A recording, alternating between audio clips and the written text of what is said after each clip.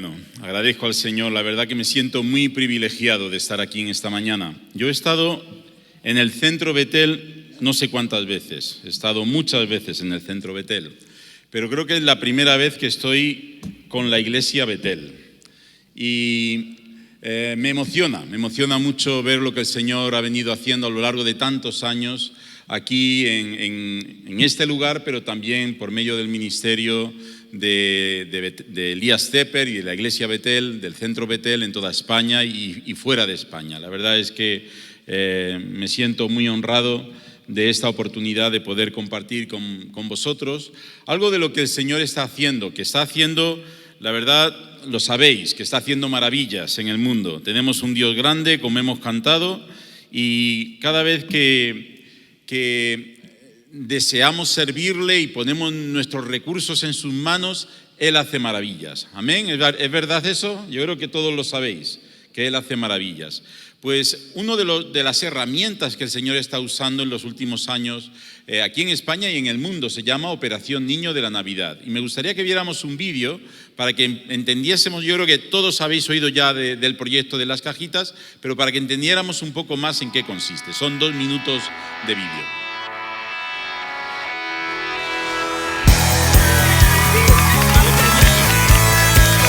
Operación Niño de la Navidad es un proyecto global que vamos a muchos países en los que buscamos a niños necesitados y les damos una cajita llena de regalos para arrancarles una sonrisa. Uno no se lo puede imaginar y cuando llega al lugar es muy divertido ver las reacciones. Algunos bailan, no saben qué hacer. Otros empiezan a dar golpes a las cajas, otros las cogen fuerte y salen corriendo, esto nadie me lo quita. Los padres ven y muchas veces nos han dicho gracias porque no podíamos comprender que vengáis desde tan lejos para traer algún regalo a mis hijos, que no conocéis, pero eso nos ha impactado. Algunos niños han sido olvidados tanto por su comunidad como por su entorno. Imaginar estar ahí entre cielo y tierra y casas de barro o jaimas de tela. No tienen acceso ni a juguetes ni a caramelos. Son niños que no conocen el concepto de regalo, que tú le das algo y es solo para él y nada más. Y de repente sienten que alguien desinteresadamente ha pensado en ellos y les ha preparado un regalito. ¡Muchas gracias! Tu caja es de gran valor porque llegará a las manos de un niño que las necesita. Si tú haces tu caja, sabes que va a llegar a las manos de un niño. Si no la haces, ese niño no va a recibir esa caja y realmente impacta la vida de esos niños de por vida.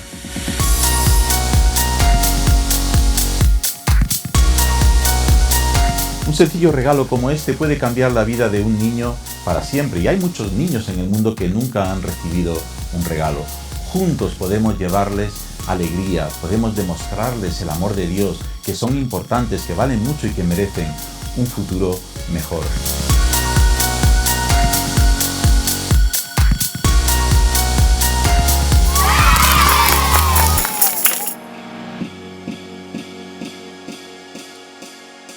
Bueno, la verdad es que el Señor está usando este proyecto tanto aquí en España como fuera de España.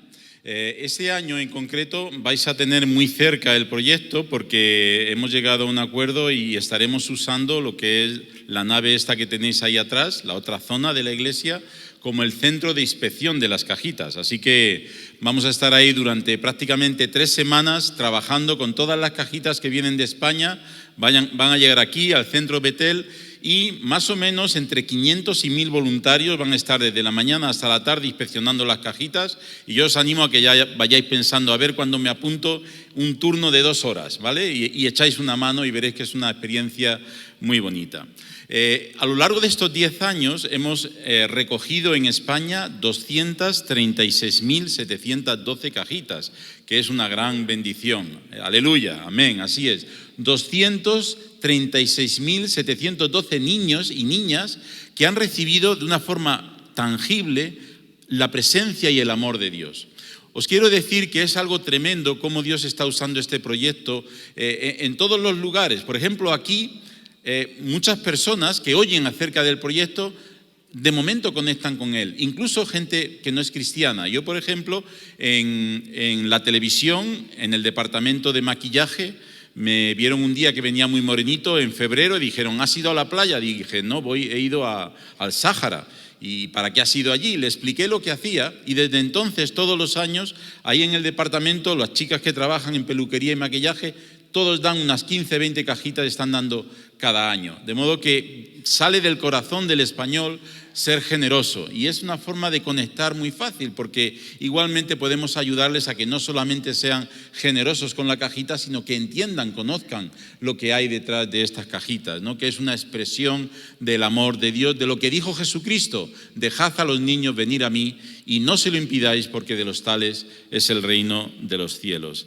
Luego, cuando vas a los campos de refugiados, por ejemplo, a repartir, siempre en estos países donde vamos a repartir es un país musulmán, con lo cual no nos dejan hablar de Jesús cuando repartimos las cajitas. Cuando he ido a Guinea Ecuatorial a repartir, ahí no hay ningún problema. Antes de hacer el reparto, les explicas a los niños que Dios les ama y que Jesucristo perdonó sus pecados, e incluso les invitas a recibir el amor de Dios y el perdón de los pecados, y muchos allí mismo reciben el perdón del Señor, ¿no? Pero en el Sáhara no nos dejan, ¿no? De modo que sí me dejan, antes de dar las cajitas, decir: estas cajitas son una señal de que hay un Dios en el cielo que os ama. Y siempre el traductor tiene problemas en traducir esa palabra, que Dios ama a los niños. Tiene problemas porque dentro de su mentalidad y de su lenguaje solo existen palabras para hablar de un Dios de juicio, un Dios que está ahí esperando a que caigas para darte con el mazo, como muchas veces también tenemos en nuestra mente la idea, ¿no? Pero después de discutir, me acuerdo en una de las ocasiones, decía el traductor, iba a decir algo, ¿no? Iba a decir que Alá os ama, y entonces alguien le corrige, empiezan a discutir y termina diciendo: el Dios de los cristianos os ama. Y yo dije: qué bien, buena traducción, esa traducción me gusta, ¿no? De modo que incluso en países donde no podemos hablar de Jesús, las cajitas son una herramienta poderosa para abrir puerta para el Evangelio, porque aquellos que se quedan en estos lugares siempre repartimos en colaboración con misioneros, con obreros que están allí, aunque en estos países no se llaman misioneros, se llaman cualquier cosa menos misioneros, y están allí con el deseo de compartir el amor de Dios. Y estas cajitas siempre nos dicen, abren muchas puertas para poder explicar el Evangelio. Así que más adelante, en el mes de noviembre o de octubre, os van a entregar este folleto donde explica cómo podéis hacer una cajita, y yo os animo a que este año podáis colaborar. Esto es algo que sería bonito que también vosotros podáis hacer una caja y enviarla. Luego también algo que es tremendamente precioso es que no lo hagáis solo vosotros, que compartáis el proyecto con vuestros amigos, vecinos, familiares. Hay una hermana que tiene una zapatería en Villanueva del Pardillo, creo que es. Y ella estaba con la duda si ofrecía esto a sus clientes o no. Y entonces llegó a un acuerdo con el Señor. Le dijo: Señor, voy a hacer una prueba. Si yo doy el folleto a mis clientes, les explico el proyecto, y tú me traes 20 cajitas de los clientes, yo creo que tú me estás guiando a que yo invierta aún más en este proyecto. Si no llegan 20 cajitas, pues lo olvidaré. ¿Sabéis cuántas cajitas llegaron de clientes no creyentes, de gente de allí, del pueblo? 120 cajitas. 120 cajitas el año pasado. Es decir, que hay una sintonía, hay alguien que dijo: este proyecto enamora, ¿no? Y vosotros conocéis perfectamente lo que es la labor social, porque sois una iglesia modelo en cuanto a la labor social que estáis haciendo. Pero esto, además de dar la oportunidad de que puedan hacer algo social, también nos conecta con ellos para que ellos puedan sentirse parte de algo que luego les puede ser útil para explicarles el Evangelio. De modo que yo os invito no solo a que hagáis cajitas, sino que lo compartáis con vuestros amigos, familiares, allí donde estáis, y que le deis también la oportunidad de participar, porque así también ellos se acercarán a la iglesia y tendremos nuevas oportunidades para el Evangelio. De modo, muchas gracias por esta oportunidad. También os digo que allí donde hay libertad religiosa, cuando se da la cajita, siempre se da un librito.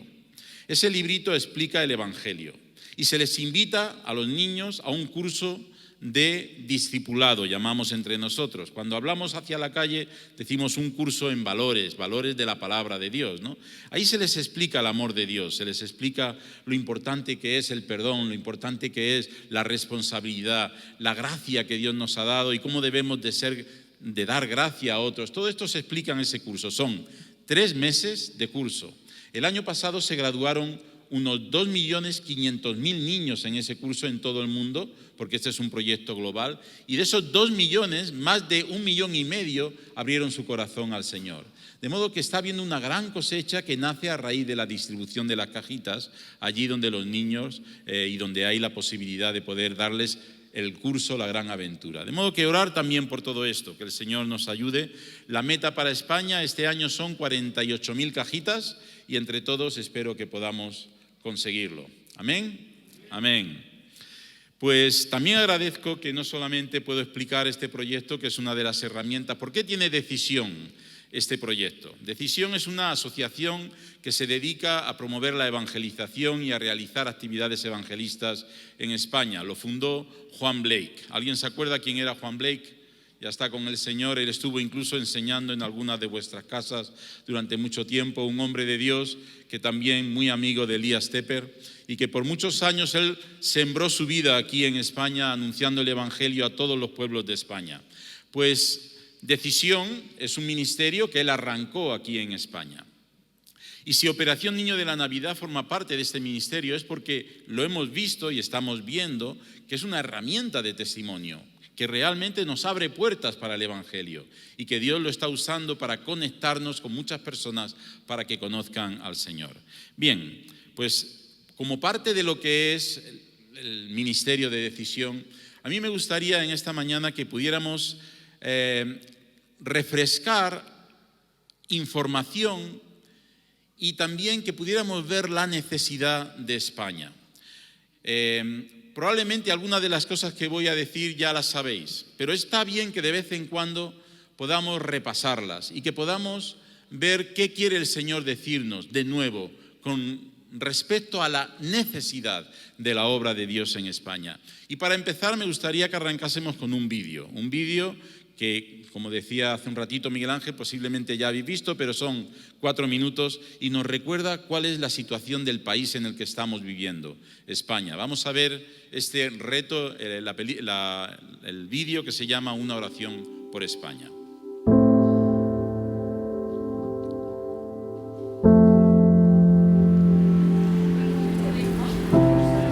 Señor, España te necesita. Por las calles de sus capitales corren ríos de gente atareada que desconoce tu gracia.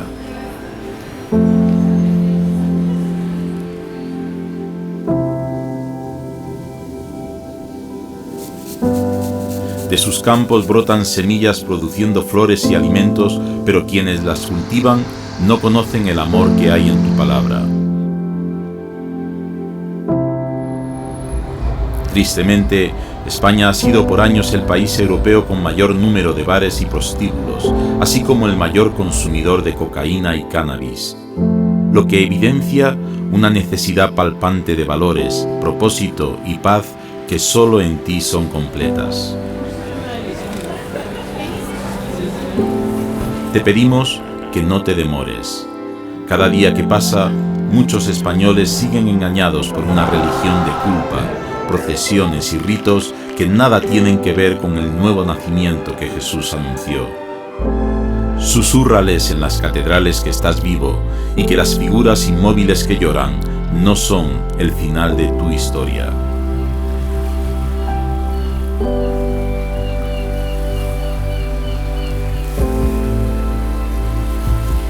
Desde el Cantábrico al Mediterráneo, de Extremadura a Cataluña y las hermosas islas, la creación celebra tu presencia. España es una tierra rica en paisajes y clima, el segundo país en reservas de la biosfera del mundo. Gracias por regalarnos tantos lugares para disfrutar de tu creatividad.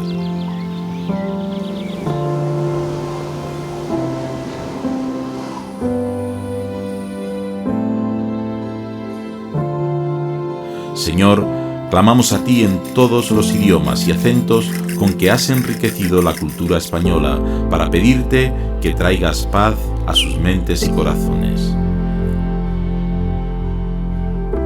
Cuna de poetas y artistas de renombre internacional, científicos y deportistas de élite, te pedimos sabiduría para alcanzarlos con tu mensaje de esperanza.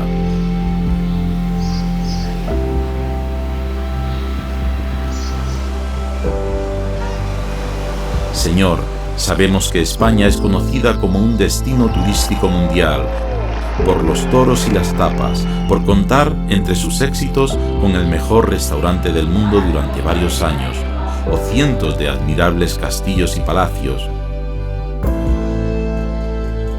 Pero sabemos también que se conoce por el pequeño número de creyentes evangélicos que viven por fe en Jesucristo. Señor, clamamos por una nueva cosecha, fruto de tantos años plantando la semilla del Evangelio, por misioneros y obreros que dieron su vida por amor. Te pedimos que sea ya el tiempo de España. Te pedimos fe para ver lo que aún no hemos visto, una marea de vidas cambiadas que encuentran en Jesús el propósito y la luz que añoraban.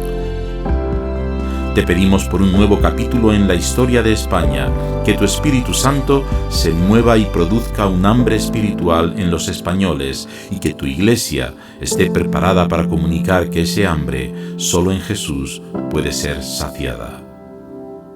En el nombre de Jesús. Amén.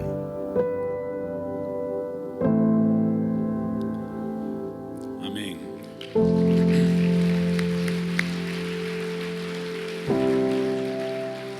Nos da una visión muy por encima de lo que está pasando en nuestro país y me gustaría compartir algunos datos que nos da una mayor profundidad de lo que estamos hablando. Lo vamos a ver con algunas de las pantallas que van a ir saliendo. Por ejemplo, en España, vamos a poner los números de habitantes, estamos en unos 47 millones de habitantes, de los cuales prácticamente 5 millones son extranjeros que viven en España. Quiere decir que todavía hay 42 millones de habitantes que nacieron aquí en España. Y hay 8.131 municipios según el último padrón. Lo que ha pasado en el último padrón es que hemos visto que ha habido un cambio bastante grande en la forma en la que se reparte la población en España. Y en los últimos meses seguro que habéis oído hablar de lo que se está denominando la España vacía. Un 60% de la población se ha ido a las grandes ciudades y todavía queda un 40% en ciudades de menos de 100.000 habitantes. Y esto es un cambio que lo que ha significado es que, por ejemplo, pueblos muy alrededor de Madrid, que hasta hace muy poquito tiempo tenían, vamos a decir, 2.000, 3.000, 4.000 habitantes, ahora han pasado a 15.000 y 20.000. Yo vivo en Paracuellos del Jarama. Paracuellos del Jarama, cuando yo me fui a vivir allí hace 15 años, no llegaba a 5.000 habitantes y ahora tiene más de 15.000, con lo cual el cambio es abismal. Y esos cambios se han producido en el entorno de las grandes ciudades de España. Quiere decir que lugares como Madrid pues tienen una mayor presencia de personas y también de creyentes, como vamos a ver más adelante. Pero todavía en España un 40% de la población, 40% son 20 millones de habitantes, más o menos, 18, viven en lugares pequeños, donde hay pueblos pequeños, 40% de la población. Para que os hagáis una idea, si unos 18 millones de habitantes en España viven en esas regiones, que es ese 40%, no en las grandes ciudades, esos son más habitantes que tiene Suecia, o que tiene, por ejemplo, Noruega, o que tiene Suiza, y otras muchas naciones del mundo. Y eso nos hace conscientes de que hay una gran necesidad.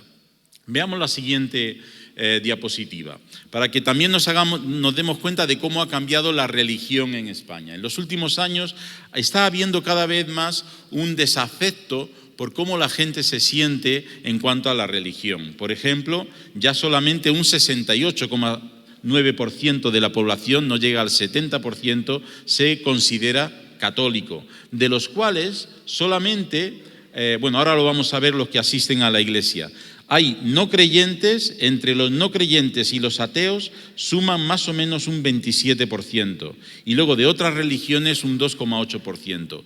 ¿Qué quiere decir esto? Que en los últimos 10 años hemos visto también un crecimiento tremendo de personas que antes se denominaban creyentes y ahora se denominan ateos o agnósticos. En menos de 10 años, 1,5 millones de españoles han dejado de considerarse católicos y han pasado a considerarse ahora no creyentes o ateos.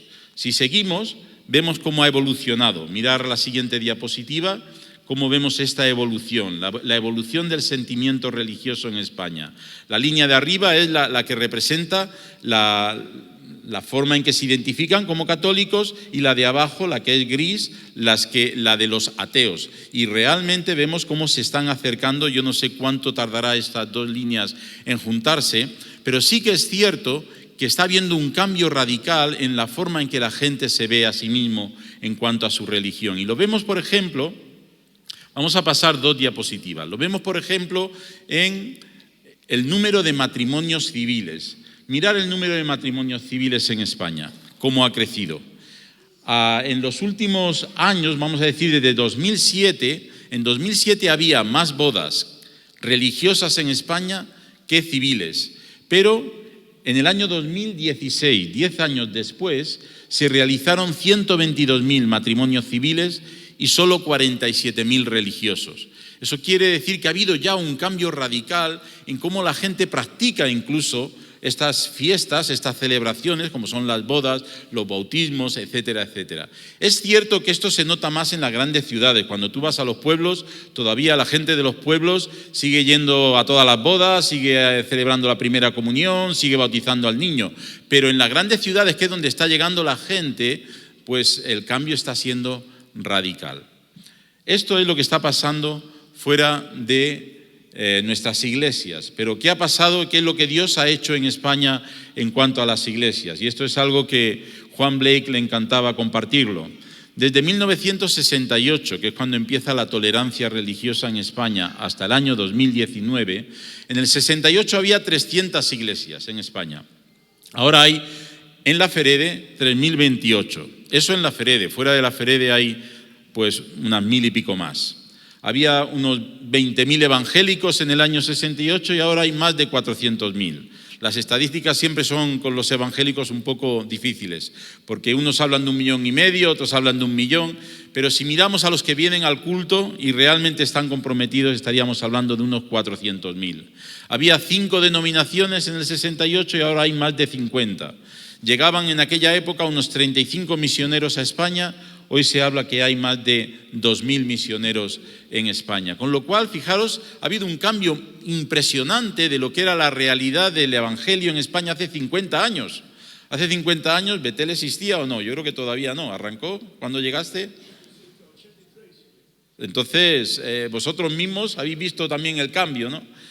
Un 1000% de crecimiento, 1000% de crecimiento de las iglesias evangélicas en España.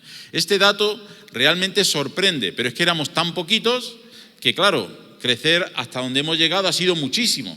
De modo que en ese sentido tenemos que dar muchas gracias a Dios de lo que Él ha hecho a lo largo de estos años. Un 1000% de crecimiento desde el año, en los últimos 50 años del evangelio en España. Y los datos que da, por ejemplo, la siguiente diapositiva, el Observatorio de Pluralismo Religioso en España dice que todavía hay muchas más iglesias, ¿no? Ahí tenemos, dice que Cataluña es el lugar donde más iglesias hay, con unas 800 iglesias, después Madrid con unas 700 iglesias, y así va bajando el número de iglesias en España. Bien, todos esos datos nos pueden llenar de alegría al corazón porque hemos visto crecimiento, pero cuando comparamos lo que todavía pasa en España con el resto del mundo, nos damos cuenta que el trabajo que tenemos por delante es muy grande, ¿vale? Y si miramos la siguiente diapositiva, vemos que España, vamos a mirar desde España, que está justo ahí a la derecha, España tiene un 1% de creyentes, y tenemos luego países como Vietnam, India, Portugal tiene un 3% de creyentes evangélicos. Portugal, ¿hay alguien de Portugal aquí hoy? Pues allí hay unos cuantos, ¿no? Portugal tiene el triple de evangélicos que España, y lo tenemos aquí al lado, ¿no? Rumanía, ¿hay alguien de Rumanía por aquí? Rumanía, un 5% de creyentes en Rumanía. China tiene más porcentaje de creyentes que España. O México, o Bolivia, Etiopía.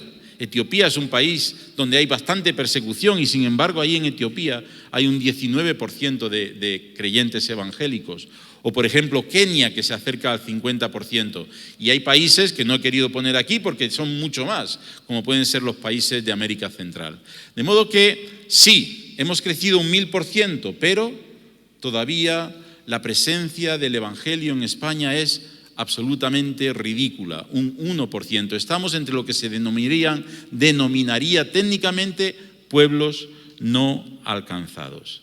Y cuando miramos a los pueblos que existen en España, hablábamos que había 8.000 pueblos, todavía hay 441 pueblos de más de 5.000 habitantes que no tienen iglesia evangélica. Es verdad, tenemos muchas iglesias, hay unas 4.000 iglesias, pero están todas en las grandes ciudades. Cuando te vas a la España vacía, lo que te encuentras es que también está vacía del evangelio. ¿Qué vamos a hacer con eso? ¿Qué vamos a hacer con eso? Eso es, toda esta información la he traído esta mañana para presentároslas, para presentar también la carga que yo llevo en el corazón y deciros qué vamos a hacer con esa realidad de la España vacía del evangelio. Realmente Betel es un ejemplo de cómo Dios la ha usado para llevar el evangelio por toda España. Y realmente podemos dar muchas gracias a Dios por todo lo que ya ha hecho Dios con cada uno de vosotros. Pero ¿qué tiene Dios por delante? ¿Cuál es la necesidad? ¿Qué es lo que Dios espera del pueblo de Dios en España, ¿no? Y entre todos deberíamos de hacernos esa pregunta. Hay una página web que mantenemos en Decisión que se llama Una oración por España. Si metes en Google Una oración por España te saldrá este mapa. En ese mapa tenemos dónde están los pueblos que no tienen obra y según el color te dice si hay una iglesia cercana al lado y si hay una iglesia étnica dentro de ese pueblo y si pinchas en uno de los puntos puedes ver la información del pueblo. ¿Por qué hemos hecho esto? Para que podamos orar. Porque la oración es el punto de partida de lo que Dios va a hacer en España. La oración es el punto de partida de todas las cosas buenas que pasan en nuestra vida. Si tú quieres que algo bueno pase en tu vida, empieza a orar. Y si quieres que algo bueno pase también en cuanto al reino de Dios, empieza a orar. Porque la oración es el punto de partida de todo aquello bueno que pasa en nuestra vida. Frente a esta realidad tenemos que recordar, primero, el mandato. ¿Qué fue lo que Jesucristo nos dijo antes de marchar? ¿Qué fue lo que dijo? Mateo 28, 18 en adelante. Lo voy a leer, aunque de nuevo lo hemos leído 1000 veces. Pero dice así la palabra de Dios. Jesús se acercó y les dijo: Dios me ha dado pleno poder en el cielo y en la tierra. Id pues y hacer discípulos a los habitantes de todas las naciones, bautizándolos en el nombre del Padre, del Hijo y del Espíritu Santo, enseñándoles a cumplir todo lo que yo os he mandado. Seguro que hemos oído este versículo, este texto 1000 veces. El Señor nos ha dado autoridad para ir y hacer discípulos a todas las naciones. A todas las naciones. Y tenemos que tener esa visión y esa carga de llevar el evangelio a todas las naciones. Hace muchos años, asistí a una conferencia misionera y allí se preguntó: ¿qué estás haciendo tú por las naciones? Y yo pensé, yo no puedo hacer nada por las naciones. ¿Qué voy a hacer yo por las naciones? Yo estoy en España y bastante tengo con ocuparme de las cosas de mi iglesia. Y allí nos desafiaron a que sí podemos hacer algo, podemos empezar a orar. Podemos empezar a orar por las naciones. Y por primera vez en mi vida entendí que parte de mi responsabilidad como hijo de Dios era compartir la carga que Dios tiene por las naciones. Y ponerme a orar, y comencé a orar. Y en ese tiempo yo decidí: Señor, ¿por qué oro? Dios puso en mi corazón orar por el norte de África. Estamos hablando de hace más de 20 años. Yo todavía no tenía ningún ministerio en el norte de África. Y he estado orando fielmente por todo el norte de África, especialmente por Marruecos, Argelia, Túnez, Libia, por todos esos países. Y de buenas a primeras, cuando aparece el proyecto Operación Niño de la Navidad, donde me invitan es a Marruecos, la primera vez, con las cajitas. Y desde hace 10 años estamos sembrando el amor de Dios y abriendo puertas para el Evangelio a través de Operación Niño de la Navidad en Argelia.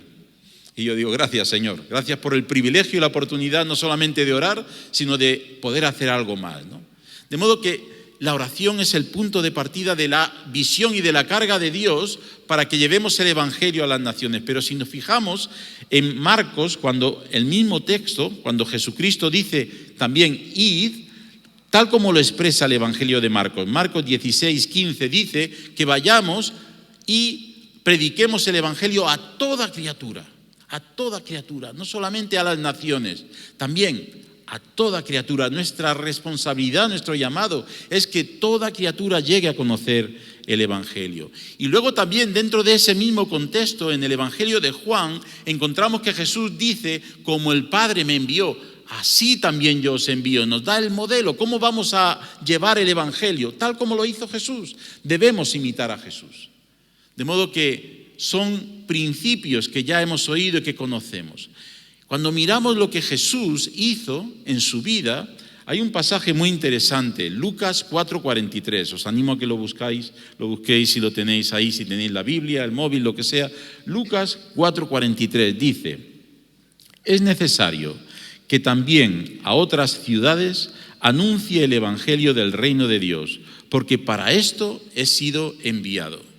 Jesucristo no solamente se conformó en llevar el Evangelio a Jerusalén, lo llevó también a Capernaum, lo llevó a todo lo que eran las grandes ciudades de su entorno, pero también cogió y en más de una ocasión decidió ir a las aldeas. Dice incluso el texto que fue a las aldeas. Recorría las aldeas, recorría las villas, recorría las ciudades pequeñas anunciando el Evangelio. Eso fue lo que hizo Jesucristo. Y no solamente lo hizo Él, sino que dice, es necesario. ¿Por qué? Porque Él vino para que todo el mundo pudiera tener la oportunidad de escuchar el mensaje del Evangelio. De modo que cuando dice, como el Padre me envió, así también yo os envío, vemos el modelo de Jesús y decidimos, pues tal vez también nosotros deberíamos ir a todos los lugares donde no tienen la oportunidad de escuchar el mensaje del Evangelio. Hay últimamente, dentro de lo que son los centros de pensamiento de las misiones, hay convenciones, hay seminarios, hay universidades donde están siempre, incluso literatura, mirando a ver cómo alcanzar el mundo, ¿no? Y hay una tendencia bastante grande a enfatizar que vayamos a las grandes ciudades, porque toda la población del mundo está ahí. Y yo no digo que no vayamos a las grandes ciudades, claro que hay que ir a las grandes ciudades. Lo que yo digo es que no olvidemos los pueblos, porque Jesús no olvidó los pueblos. No olvidemos las aldeas, porque Jesús no olvidó las aldeas. Jesús recorría las aldeas, recorría los pueblos, iba a todo allí donde hubiera alguien que tuviera necesidad de escuchar el mensaje. De modo que tengamos la visión de Jesús y hagamos las cosas también como Jesús nos enseñó. Porque las promesas de Dios siguen siendo firmes. Las promesas de Dios siguen siendo realidad para cada uno de aquellos que queramos hacer la obra de Dios, ¿no? Él dijo, cuando dijo ir, antes nos había dicho, yo tengo todo el poder, vais con todo el poder, con toda la autoridad. De modo que ese poder sigue respaldándonos para ir y anunciar el mensaje del Evangelio. También dijo que Él nos guardaría, que Él estaría con nosotros, que Él nos acompañaría. Dijo que nos ayudaría, que no tuviéramos temor de lo que pueda hacernos el hombre, porque Él va a estar a nuestro lado en todo momento. De modo que las promesas de Dios, el llamado de Dios, las promesas de Dios siguen estando vigentes. Pero la pregunta que hace el apóstol Pablo en Romanos también sigue siendo vigente. ¿Cómo pues invocarán? Romanos 10:14. ¿Cómo pues invocarán a aquel en el cual no han creído? ¿Y cómo creerán en aquel de quien no han oído? ¿Y cómo oirán sin haber quien les predique? De modo que el llamado está ahí, las promesas están ahí, la pregunta está ahí. ¿Cómo oirán sin haber quien les predique? Tenemos que predicar.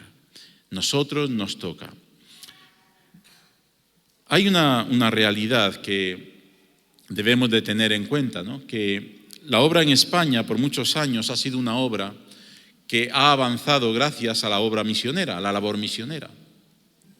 Hace muchos años, de los primeros que llegaron a España anunciando el Evangelio, pues fue un señor muy famoso que se llegó a llamar Don Jorgito el Inglés. Era un señor británico que vino a España y que escribió un libro, La Biblia en España, un libro traducido incluso por el que fue presidente en la Segunda República, por Azaña, es decir, llegó a tener una influencia importante.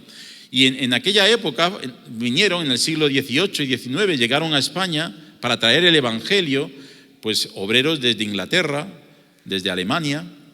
Principalmente las principales obras que se desarrollaron en España era por la influencia de estos dos grandes países. Muchos a través de Gibraltar, muchos que se convertían tenían que ir a Gibraltar, y en Gibraltar, con la protección y el dinero de la obra de Inglaterra, de Gran Bretaña, de Escocia, llegaban los primeros obreros españoles que, entrando desde Gibraltar, fueron recorriendo toda España y abrieron las primeras iglesias, tanto en toda la zona de Andalucía, Cádiz, Sevilla, también Madrid, Barcelona. De modo que fueron los ingleses y los alemanes los que primero trajeron el Evangelio a España. Después de la Segunda Guerra Mundial, empezaron a venir principalmente en esa época los misioneros americanos.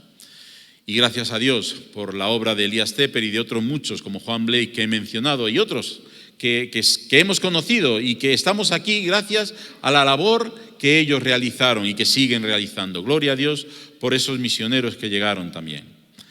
A partir de los años 80 empezaron a llegar también muchos obreros, sobre todo de Latinoamérica.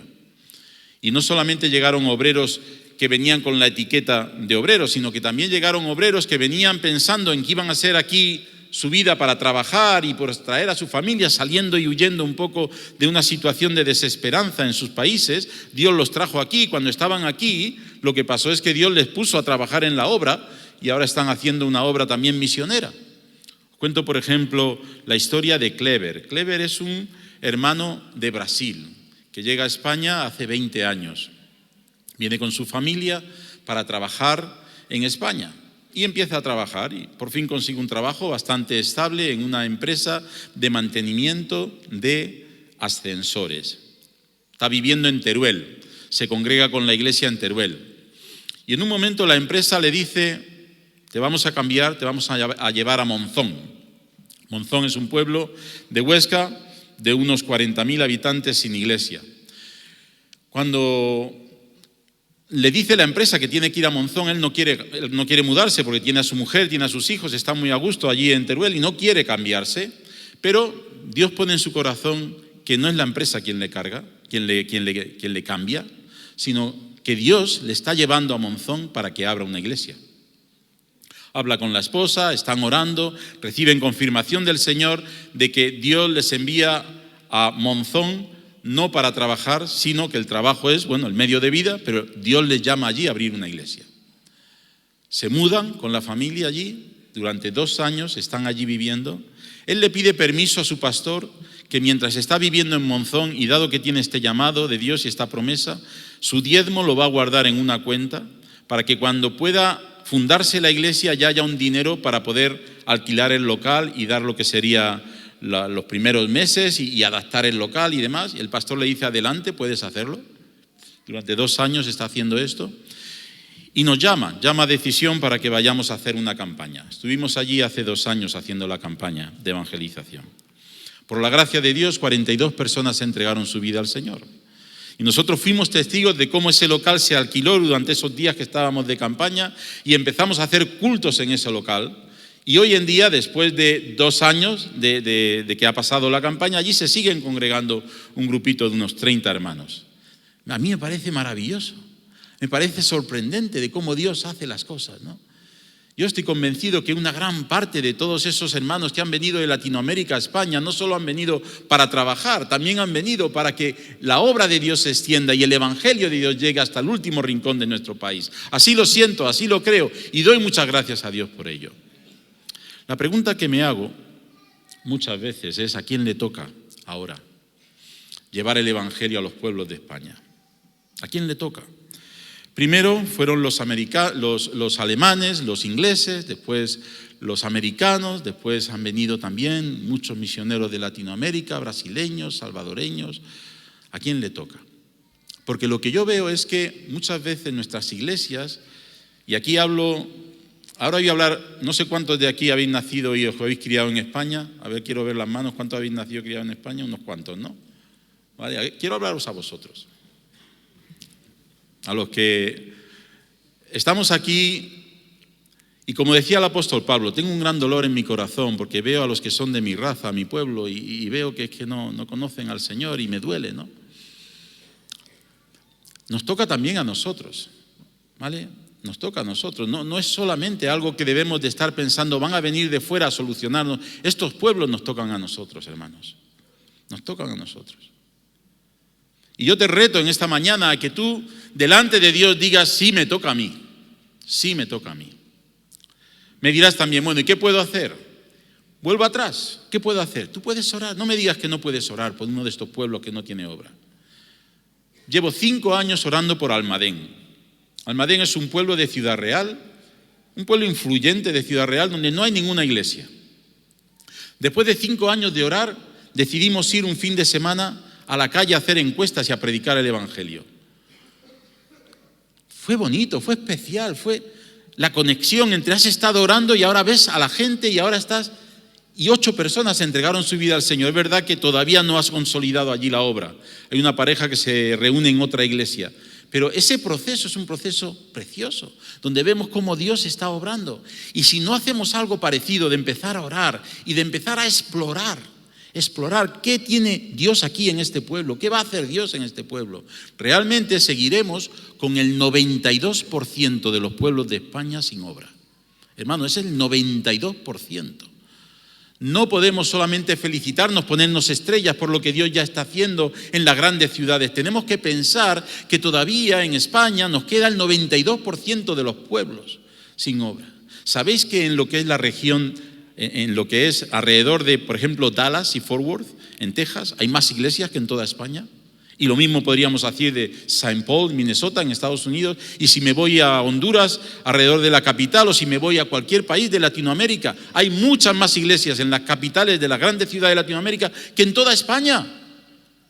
No podemos conformarnos, hermanos, porque el llamado sigue en pie. Hay que ir a toda criatura, hay que ir a todos los pueblos. Tenemos que imitar a Jesús, que iba a las villas, iba a las regiones, iba a las aldeas. No vamos a abandonar lo que ya estamos haciendo, pero que Dios ponga en nuestro corazón la pasión de hacer también la otra parte, la que tenemos olvidada, la España vacía. Realmente creo que en los próximos años, no sé cómo Dios va a hacer, qué es lo que va a hacer. Yo lo que sí espero es que nos pille ocupados, orando por esos pueblos, trabajando en esos pueblos y continuar, como ya hacéis, yo sé que estáis muy comprometidos, continuar siendo fieles en este llamado para la gloria de Dios. Vamos a orar. Padre Celestial, te damos muchas gracias por toda la obra que tú has hecho en España. Te damos gracias por la obra que tú sigues haciendo por medio de los españoles en el mundo, por lo que estás haciendo, Señor, por medio de Betel y otros ministerios. Te damos gracias, Señor, porque en un día tú abriste nuestros ojos y nos hiciste ver que toda la religión que habíamos escuchado y todas las tradiciones en las que estábamos de alguna forma inmersos no servían para que nuestros pecados fueran perdonados. Y tú te revelaste, Señor, a cada uno de nosotros, nos hiciste ver que tu sangre en la cruz nos limpia de todo pecado. Te adoramos, Señor, por esa obra preciosa. Pero vimos y vemos, Señor, que aquí todavía hay tanto por hacer, Señor. Vemos que hay tantos pueblos, tantas personas, más de 20 millones que viven en esa España vacía, Dios, que realmente no están teniendo la oportunidad de escuchar de tu amor. Y te pido, Dios, que tú hables a nuestros corazones para que empecemos a orar de una forma comprometida, empecemos a explorar lo que tú estás haciendo en esos pueblos y empecemos a ir con la esperanza y el deseo de que el Evangelio avance y alcance a toda nuestra tierra. Nos ponemos en tus manos, Señor, para que esa obra pueda ser realidad y podamos también formar parte de ella. En el nombre de Jesús. Amén. Amén.